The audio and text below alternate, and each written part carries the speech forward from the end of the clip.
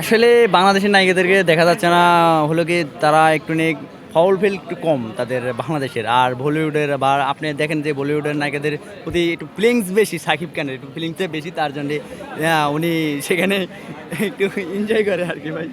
আসলে না, ওদেরকে চলেই না, ওদেরকে আর চলে না ভাই। এখন আমরা চাই আমরা উপর দিকে উঠতে পাই, আর কত নিচে পড়ে থাকবো, আমরা খালি উপর দিকে উঠবো, পাউল বিল করবো খালি উপরের দিকে। অনেক অনেক মানে বলিউডের বলিউড যাই গল বলেন, আমাদের বাংলাদেশের সেরা একজন নায়ক সাকিব খান।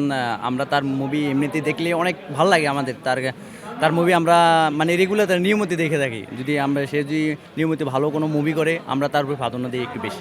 তাছাড়া সাকিব তো এমনিতেই আগে থেকে সুপারস্টার, তাকে নিয়ে আসলে কোনো কিছু বলারই নাই। সে অনেক আগে থেকে সুপারস্টার, আর যারা জুনিয়র লেভেল আছে তারা আস্তে আস্তে দীর্ঘতি হবে, বড় হবে, উন্নত করবে, এইটাই আমরা চাই।